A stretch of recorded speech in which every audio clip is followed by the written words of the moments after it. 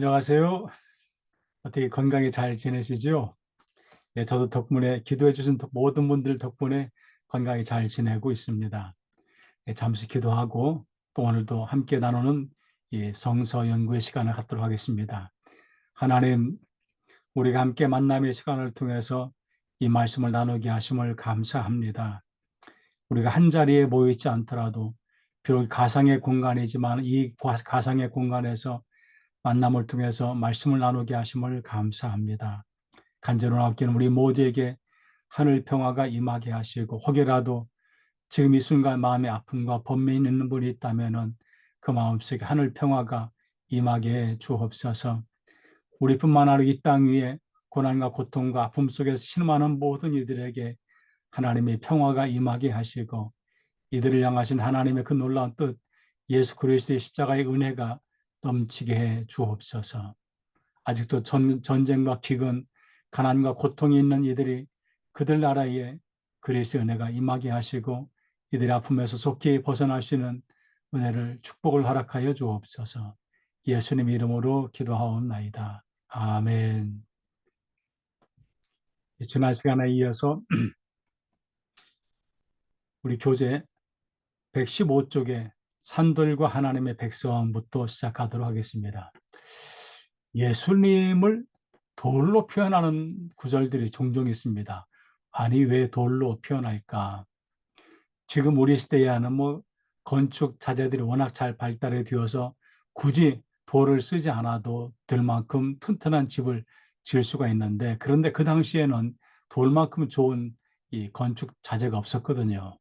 그만큼 돌로 지어진 것은 또 튼튼하기도 하고, 그래서 예수님을 산 돌로 표현하니, 그것도 그냥 죽은 돌이 아니고 산 돌로 표현하는 것은 그만큼 든든한 기초석 또는 든든한 집의 건축 자재가 된다는 것을 우리에게 알려주는 목적이 담겨져 있습니다. 그래서 이 산돌 되신 예수님을 통해서 영적인 집이 건축이 되게 되고, 우리는 그분의 이 특별한 소유 백성이 된다는 내용들을 이 사과에서 단원 4에서 담고 있습니다. 먼저 세세토록 변하지 않는 복음을 그리스도인들이 버릴 것과 사모할 것은 무엇이라고 했습니까? 자, 우리가 버릴 것, 그리고 사모할 것, 즉 우리가 가져야 할 것은 무엇일까요? 버릴 것은 악독, 또 기만, 외식. 외식이라는 것은 겉과 속이 다른 것을 말하지요. 또 시기, 비방하는 말. 순전한 것은, 우리가 정말 사모할 것은 순전한 말씀과 신령한 젖을 사모하라. 제가 밑에 각주에 단언하는데, 신령한 젖이란 무엇일까요? 가감이 없는 순수한 하나님의 말씀을 가리킵니다. 베드로는 마치 갓 태어난 어린아이가 엄마의 젖을 갈구하는 것처럼 영적으로 거듭난 그리스도인들이 성장하기 위해서 필연적으로 말씀을 갈망해야 함을 강조하는 말씀입니다. 그만큼 어린아이가, 사실은 어린아이는 자기 힘으로 할 수 있는 것이 아무것도 없습니다. 그 어린아이가 살기 위해서 어떻게 해야 될까요? 당연히 엄마의 젖을 사모해야 되겠죠. 그렇게 하듯이 생존을 위해서 그렇게 애를 쓰듯이 우리도 그렇게 하나님의 말씀을 좀 사모해 보자는 조언입니다. 자, 신령한 말씀을 젖을 사모해야 되는 이유는 무엇 때문입니까? 여기 제가 그림에 식물을 이제 그림에 올려놨는데, 자, 식물이 땅에 씨가 뿌려지고 그 씨에서 발화가 되어서 식물이 자라나올 때 정말로 필요한 게 뭘까요? 아무것도 없이 자기 혼자의 스스로의 힘으로 자라날 수 없습니다. 여기는 자양분이 되는 흙이 필요하고, 또 물도 필요하고, 또 공기도 필요하고, 많은 것들이 필요하지요. 이런 것들을 받아 먹고서 비로소 이 씨에서 싹이 발화가 되어가지고 식물이 자라나게 되는 거 아닙니까? 이렇게 영적인 양식을, 우리의 삶을 위해 영적인 양식이 필요한데, 그것이 곧 어린아이가 자라듯이 우리의 신앙의 성장의 원동력이 된다. 어디까지? 구원에 이르게 하도록 자라게 하는 것입니다. 바로 이것이 우리가 이 말씀 신령한 젖을 사모해야 되는 이유가 되는 것입니다. 베드로는 예수 그리스도를 보배로운 산 돌이라고 했습니다.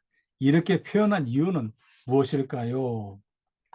제가 각주 11번에 다뤄놨습니다. 이 산돌은 실제로 유대인들 사이에 메시아를 상징하는 것으로 알려졌으며 신약 성경에서 예수 그리스도는 모퉁이의 머릿돌, 신령한 반석, 손대지 아니한 돌로 비유되었습니다.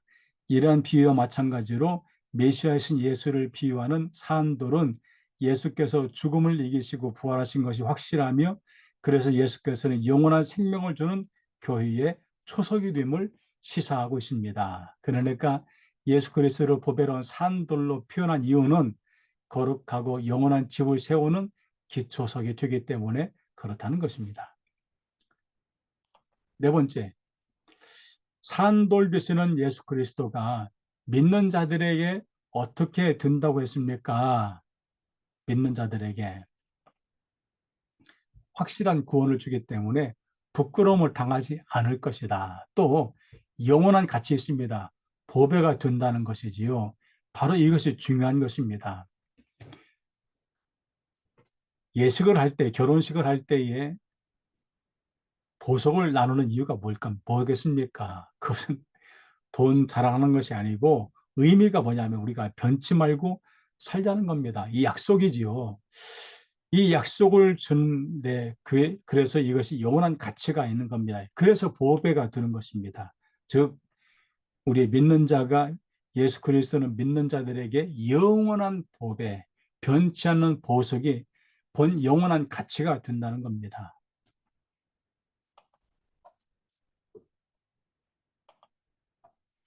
이렇게 산돌 되신 예수 그리스도를 믿지 않는 이들에게 그러니까 반대로 예수 그리스도를 믿는 우리는 부끄러움을 당하지 않고 영원한 보석을 갖고 있습니다.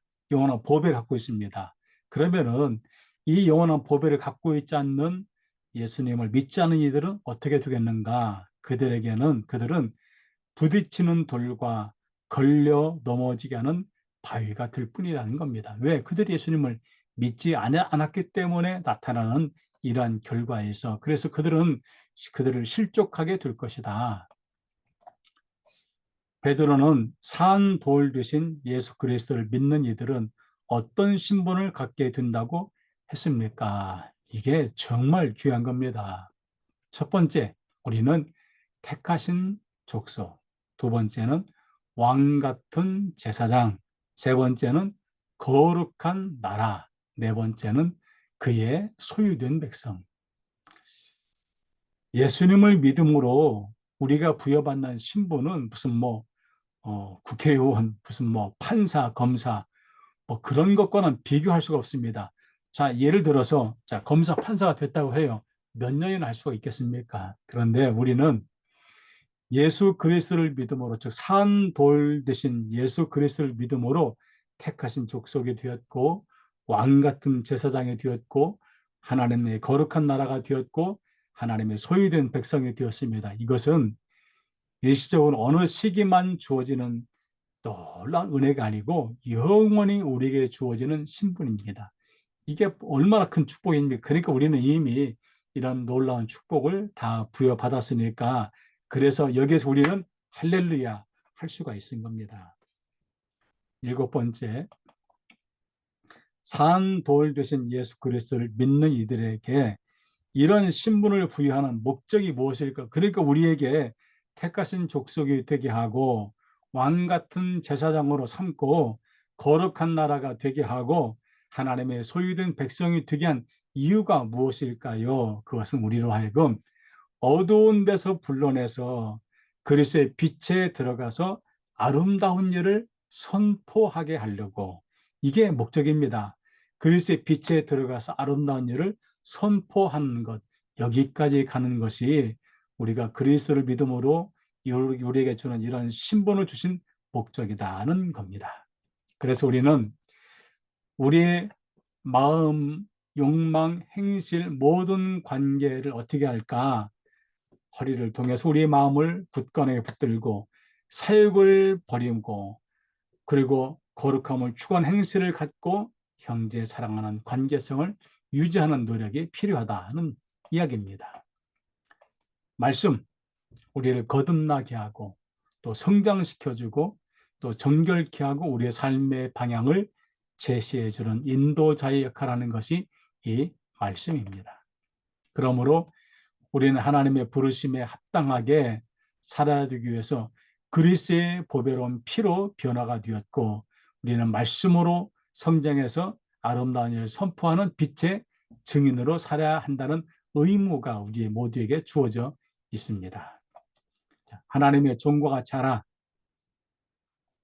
베드로는 그리스도인들의 행동을 선하게 해야 되는 이유는 무엇 때문이라고 했습니까? 우리가 왜 선한 행동을 해야 할까요? 어, 사도 베드로가 이 말씀을 선포할 때는, 이 말씀을 받는 사람들은 물리적인 박해를 받는 상황이었습니다. 그러니까 물리적인 박해를 받는 이들에게 이런 말씀들이 굉장히 큰 힘이 되었지요. 자, 그럼 우리는 지금 대한민국에는 헌법에서 종교의 자유를 보장하고 있습니다. 그 누구도 종교의 자유를 침해할 수가 없습니다. 그러니까 적어도 우리에게는 이 물리적인 박해는 없는 시대에 살고 있다는 이야기입니다. 그러면은 물리적인 박해가 없다고 해서 다 모든 게 해결되냐? 아닙니다. 우리에게는 보이지 않는 박해가 여전히 있습니다. 그 보이지 않는 박해, 신앙을 갖는데 저해가 되는 요인들은 박해라고 해도 과언이 아닙니다. 그것이 때로는 경제의 문제가 될 수도 있고, 때로는 건강의 문제가 될 수도 있고, 또는 관계의 단절의 문제도 될 수가 있습니다. 자, 이런 일이 있을 때 우리가 어떻게 할 것이냐? 그리스도인들을 비방하는 이들이 우리의 선한 일을 보고 하나님께 영광을 돌리게 하라. 그래서 우리가 선한 일을 하는 것은 우리의 삶의 증거로 나타나서 결국 어떻게 할 것이냐? 하나님께 영광이 된다는 얘기입니다. 그래서 우리 그리스도인들이 해야 될 일이 무엇이라고 베드로 사도가 권면하고 있습니까? 5가지. 첫 번째, 인간의 제도에 순종해라. 두 번째, 선행으로 어리석은 이들을 대항해라. 그러니까 어리석은 이들이라고 해서 똑같이 어리석게 해서는 안 된다는 얘기죠. 세 번째, 주어진 자유를 하나님의 종과 같이 사용해라. 우리에게는 자유가 주어져 있습니다. 이 자유의지를 자기 욕심을 위해 쓰지 말고 하나님의 종과 같이 써야 된다. 네 번째, 사람들을 공경해라. 즉 사람들을 좀 높여주라는 얘기입니다. 이게 결코 손해나지 않습니다. 그리고 이런 모든 것들이 어떻게 하나님을 두려워하는 마음으로 하라는 이야기입니다.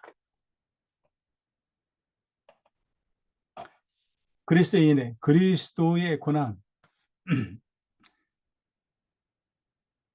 부당한 일을 당하는 고난, 그리스도의 고난은 부당한 고난이었습니다. 그런데 이것을 인내하고 참고 견뎌서 우리를 위한 희생적 사랑, 대속적인 사랑을 보여주신 것이 바로 그리스도의 사랑입니다. 그래서 선을 행하다가 고난을 당할 경우에 어떻게 대처할 것을 당부하고 있습니까? 하나님을 생각하며 참아라. 그리고 그 뒤는 저의 제안입니다. 하나님께 의지하는 기도를 합시다. 그리고 하나님의 공의를 신뢰합시다. 그리고 고난 후에 영광을 바라보며 소망을 가집시다. 이것이 선을 향하다가 고난을 당할 때의 대처법이라고 제언을 합니다. 두 번째, 베드로는 그리스도를 따르는 이들이 예수 그리스도가 당한 고난을 생각하며 참고 이기기를 당부합니다. 베드로는 그리스도가 당한 고난을 어떻게 묘사하고 있습니까? 크게 5가지로 묘사합니다. 첫 번째, 예수님은 죄를 범하지 않았습니다. 죄 없는 삶입니다. 두 번째는 예수님은 말에 거짓이 없습니다. 늘 진실한 말씀만을 했습니다. 세 번째는 욕을 당해도 맞대응하지 않았습니다. 그러니까 보복하지 않았습니다.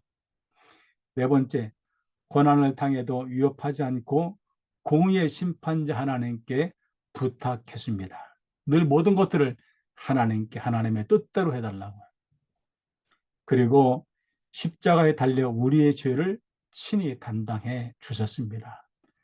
죄 없는 분이, 늘 진실한 말씀을 하는 분이, 누구에게도 보응하지 않는 분이, 그분이 십자가에서 친히 죄를 담당하신 분. 그래서 십자가의 희생의 사랑은 가장 큰 사랑이라고 말할 수 있습니다. 그리스도가 친히 나무에 달려 죄를 담당하신 목적이 무엇이라고 했습니까? 그것은 우리가 죄에 대해서 죽고 의에 대해서 살게 하시려고. 그러니까 우리가 죄에서 해방되고 새 생명을 얻고 살도록 하기 위해서 주님이 십자가에 달려 돌아가신 것입니다.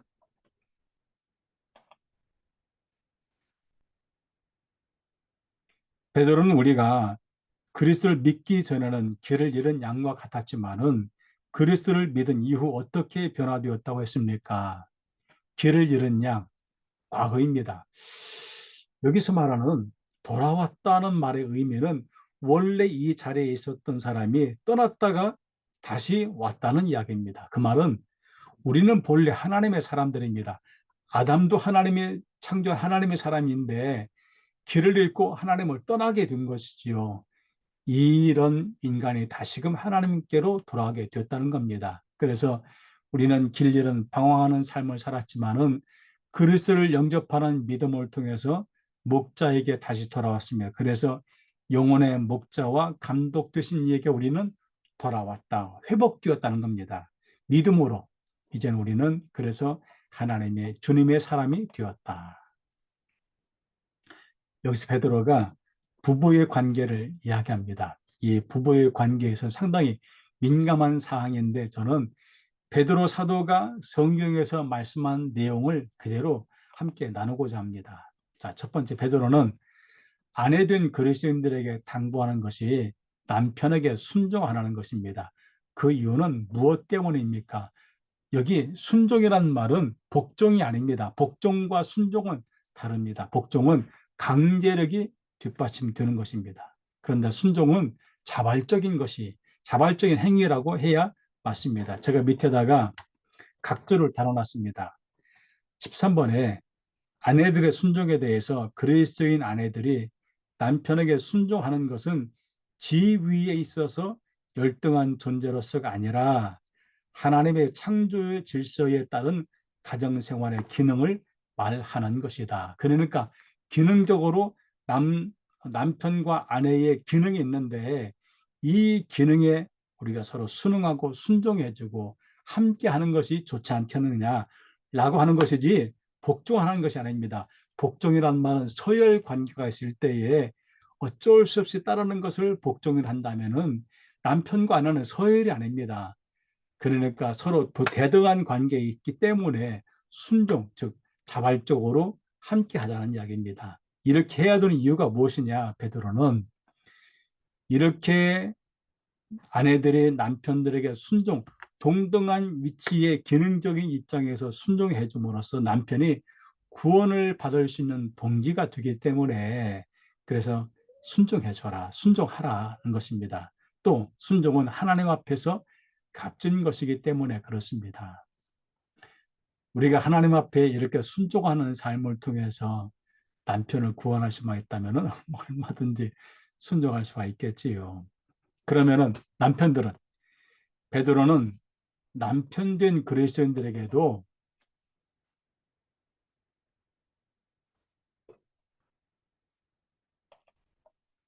남편 된 그리스도인들에게 아내와 좋은 관계를 가질 것을 당부하는데 그 이유는 무엇 때문이라고 했습니까? 그러니까 아내들은 남편을 구원을 위해서 순종합니다. 그럼 남편들은 어떻게 할 것이냐? 남편들이 아내와 좋은 관계를 갖도록 노력해야 되는 이유는 기도가 막히지 않게 하기 위해서. 즉, 이 말은 부부가 함께 드리는 기도의 능력을 말하는 겁니다. 그런데 관계가 깨어졌습니다. 기도할 수 있을까요? 함께하는 공동의 기도가 안 됩니다. 이런 관계, 즉 부부 사이의 관계가 깨어진 상태인 사이에서 이런 상태에서 기도는 하나님의 열린 관계의 기도의 통로도 역시 닫히게 된다는 겁니다. 그러니까 기도가 막히지 않도록 하기 위해서 부부가 함께 좋은 관계를 가져야 하는 이유가 있다. 그래서 남편들이 아내와 좋은 관계를 갖기 위해서는 서로 이해하며 살아야 되라. 당신은 왜 그래? 도대체 이해가 안 돼. 이런 말을 하지 말고 이해해라. 그리고 서로 존중해야 됩니다. 연약한 그릇들입니다. 제가 목회를 하면서 어느 순간에 선한 사마리아 사람 설교를 하다가 문득 이런 생각이 들더라고요. 바리새인들이 예수님께 와서 누가 네 이웃이냐 할 때에 그 선한 사마리아 사람 얘기를 들려주지 않습니까? 거기서 강도 만난 사람 얘기를 들려주는데 문득 제가 이런 생각이 들었어요. 내 아내가 강도 만난 사람이 아닐까 그런 생각이 문득 들었습니다. 그러면 강도 만난 사람을 실 때는 어떻게 해야 될까요? 선한 사마리아 사람처럼 감싸주고 싸매주고 치료받도록 해주는 것이 역할이 필요하죠. 우리는 부부관계 모두가 다 양편이 다 강도 맞는 사람이 될 수 있습니다. 남편은 사위에서 강도 맞는 사람 같이 치이고 채이고 시험 당하고 어려움 당하기도 하고 아내는 아내대로 또 사회생활과 가정생활 속에서 이렇게 어려움 당하는데 이때 우리가 해야 될 일은 사마리아 사람 같이 그렇게 감싸주고 싸매주고 치유해주고 하는 일들이 필요하다. 이런 동역자 의식 그리고 영적인 리더십 남편은 가정의 리더로 아내도 가정의 리더로 또 부부는 자녀들의 리더로 영적인 리더십을 좀 발휘할 필요가 있다. 그러면은 서로 간에 행복하지 않겠습니까? 그래서 그리스도의 가정생활은 우선순위를 하나님에게 두고 서로를 그리스도 안에서 존중하고 그리고 혹여라도 내 마음에 들지 않는 일 있을지라도 그리스도께서 용서하신 것 같이 용서하고 그리고 희생적인 사랑의 실천을 해나가는 일이 필요하다. 선을 위한 고난을 함께 나누겠습니다. 선을 위한 고난. 베드로는 마지막으로 우리가 부르심을 받은 대로 복을 받기 위해 할 5가지 행동을 제시합니다. 5가지 행동. 이게 복을 받기 위한 행동인데 여기 보니까 첫 번째는 마음을 같이하여 동정해라. 서로의 감정에 공감하라는 겁니다. 공감. 제가 어제 기독교 사회복지 한국의 기독교 사회복지 연구원 학자들끼리 모여서 이제 대담을 했습니다. 이 대담은 한국 사회의 문제를 진단하고 그 문제 해결을 위한 정책 제안을 하는 그런 대담이었는데 제가 이 대담을 준비하면서 통계를 한번 봤더니 몇 가지 아주 가슴 아픈 통계들을 제가 보게 되었습니다. 그 중에 하나가 우리 한국 사회, 우리나라가 지금 세계 경제의 그, 어, 강국, 10대 강국 안에 들어 있습니다. 우리의 경제가 이만큼 대단한 나라입니다. 그런데 그 이면에 대한민국에 지금 현재 2025년 현재 지금 이 우리 사회에 고독사로 사망하는 인구가 OECD 38개국 OECD 국가 중에 1위에 해당이 됩니다. 야, 제가 이 통계 조사를 보고 정말 깜짝 놀랐습니다. 2025년 아직 통계가 안 나올 거예요. 2024년까지 2024년 그 앞에 5년 동안에 계속해서 약 3천 명 정도가 매년 고독사로 사망을 합니다. 그러니까 우리 사회가 얼마나 단절되는지를 짐작할 수가 있습니다. 지난해에 고독사로 사망한 수가 3,700명에 해당이 됩니다. 3,700명 정도가 고독사로 홀로 외롭게 사망하는 인구가 이렇게 많은 사회가 되어버렸습니다. 이게 자살 인구보다 훨씬 많은 사망자가 바로 고독사가 되어버린 안타까운 현실. 경제 강국은 되었는데 사람들은 점점 외로워진다. 왜 그럴까요? 공감해주지 않습니다. 너의 일은 너의 일이야. 네가 넘어졌으니까 네가 일어나. 이러면은 우리는 서로의 공감할 수가 없는 거죠. 넘어졌으면 넘어진 이유가 있겠지. 우리가 그것을 좀 봐야 되는데 우리는 그것을 봐주지를 않는 안타까운 현실 속에 우리는 살고 있습니다. 그러니까 이 베드로의 말에 정말 마음이 와닿습니다. 마음을 같이하여 동정하라. 두 번째, 형제를 어떻게 해라? 사랑해라. 세 번째, 형제를 불쌍히 여겨라. 이게 연민입니다. 형제 간에 다툼이 생길 수가 있지요. 이 형제란 말은 피를 나는 형제도 형제이고 그리스도 안에 하나 된 우리도 형제가 우리 모두가 다 형제이지 않습니까? 서로에게 연민의 마음을 가져라. 또 겸손하라. 자신을 좀 낮추라는 것이지요. 그리고 복을 빌어줘라. 하나님의 축복이 있기를 바랍니다. 하나님의 축복이 있기를 바랍니다. 서로 빌어주면 얼마나 기분 좋고 또 복을 빌어주는 사람도 얼마나 행복하겠습니까? 자, 그래서 여기서 두 번째 형제를 사랑하라. 이 베드로는 성경책 전체에서 형제를 사랑하라 이 사랑의 단어를 아주 독특한 단어를 여기에 쓰고 있습니다. 제가 각주 14번에 다뤄놨는데 이때 베드로가 쓴 사랑이란 단어가 필라델포이라는 유일무이하게 성경 전체에 딱 한 번만 사용한 단어가 바로 베드로가 지금 형제를 사랑하라 할 때 이 사랑의 단어입니다. 이 필라델포이는 필로스와 아델포스가 합성한 단어입니다. 이거는 단순한 형제가 아니고 그리스의 사랑에 결속된 형제. 그 말은 예수님 십자가에서 우리를 구원하기에 죄된 우리, 용서받으신 우리를 값으로 당신의 십자가로 대신 치러주고 우리를 구원해 줬습니다. 이 사랑으로 형제를 사랑해라는 이야기입니다. 그만큼 형제 사랑을 진실하게 하라는 의미가 담겨져 있겠지요. 되게 쉽지 않겠지요. 그런데 우리가 해야 되는 겁니다. 왜?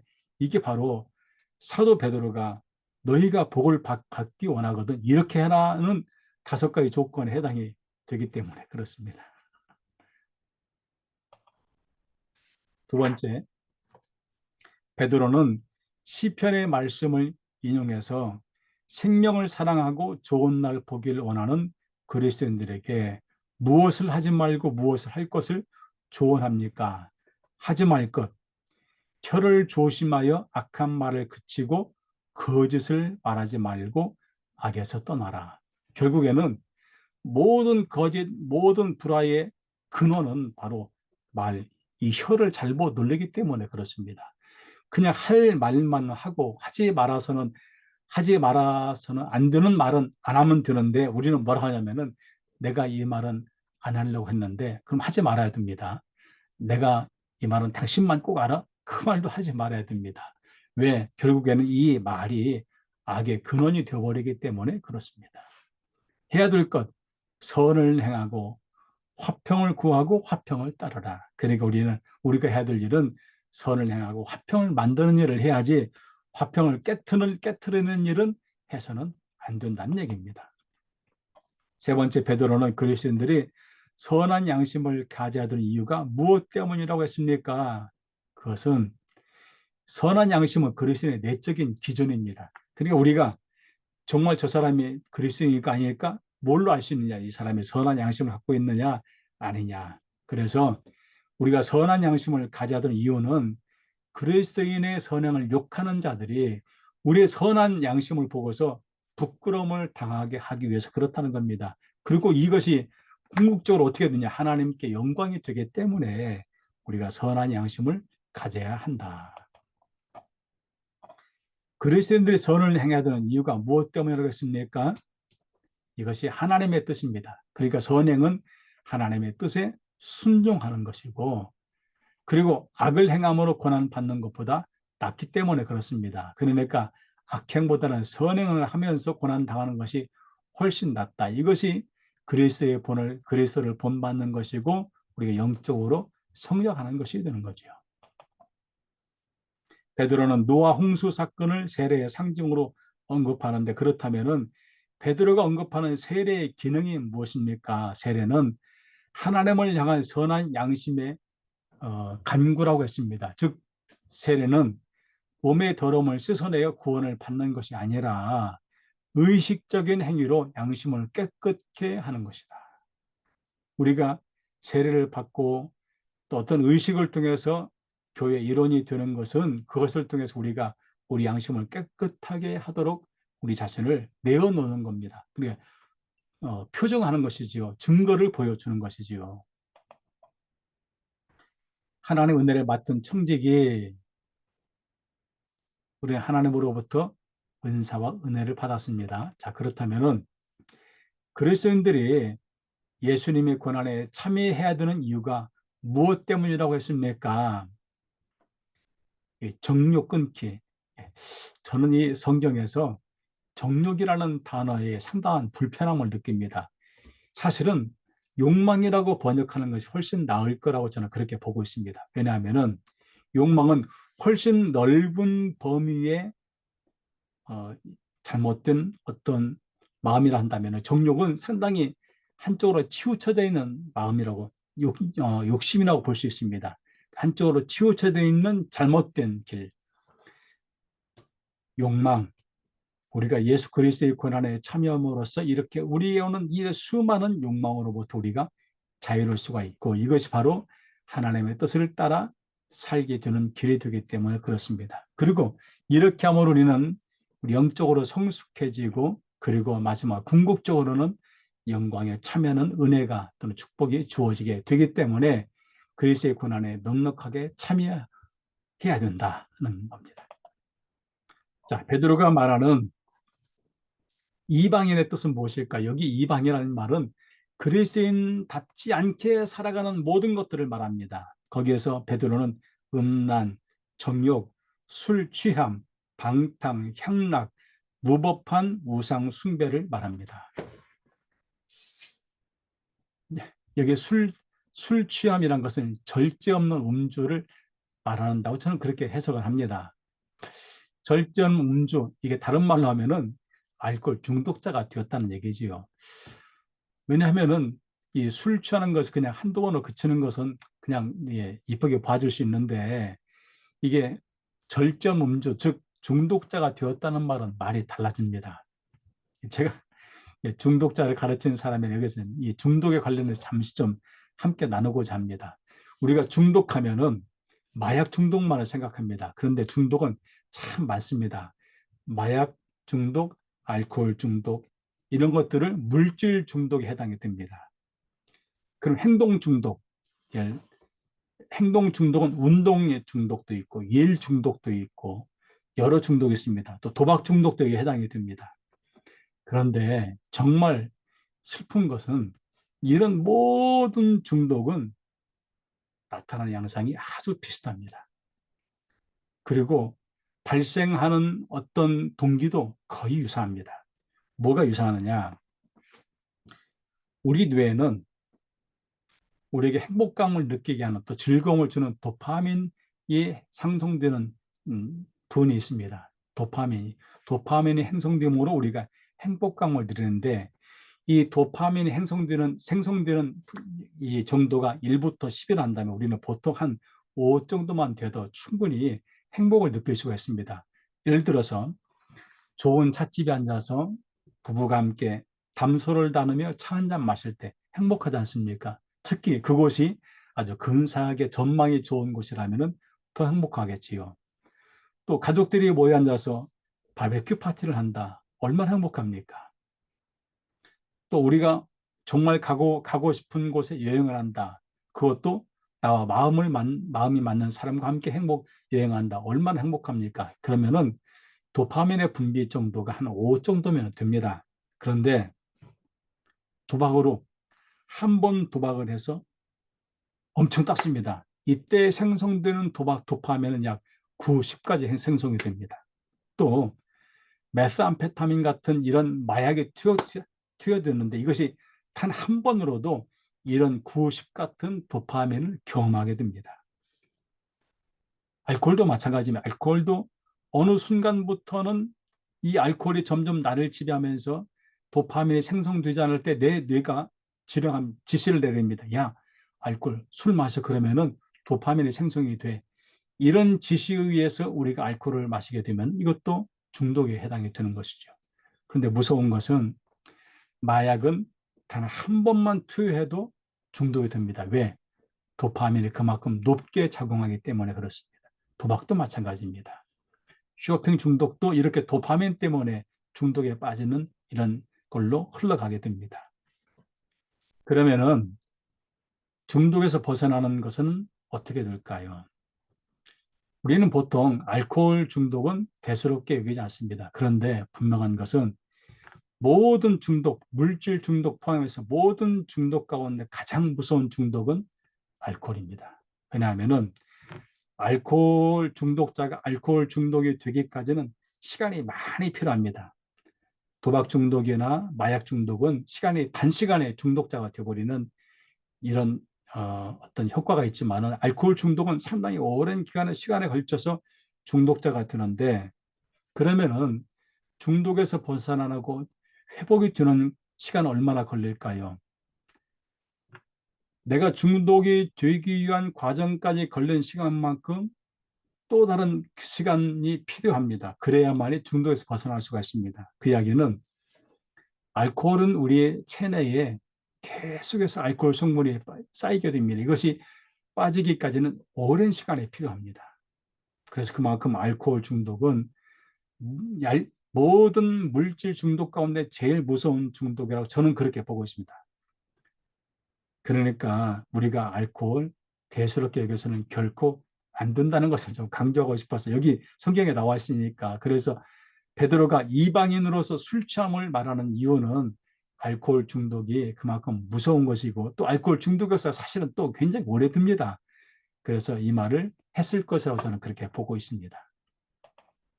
세 번째, 베드로전서 4장 5절에서 산자와 죽은 자를 심판하시기로 예비한 이는 각각 누구를 말합니까? 산자는 베드로가 서신을 기록할 당시에 살아있는 사람, 죽은 자는 베드로가 서신을 기록할 당시 이미 죽은 사람들, 즉 복음을 듣지 못한 자와 그리스도인들을 비방하는 자들도 포함됩니다. 또 죽은 자를 심판하기로 예비한 이는 예수 그리스도이시다. 죽은 자 베드로전서 4장 6절에서 죽은 자들에게 복음이 전파되었으니 해서 죽은 자는 누구를 말하고 있을까요? 살아있을 동안에 복음을 듣고 회개했지만은 그리스도의 재림이 임하기 전에 죽은 그리스도인들을 의미한다고 말할 수가 있습니다. 자, 오늘은 여기까지 하겠습니다. 다음 시간에 이어서 베드로전서 본문 읽기 그리고 베드로후서 해설까지 진행하도록 하겠습니다. 함께해 주신 모든 분들 감사합니다.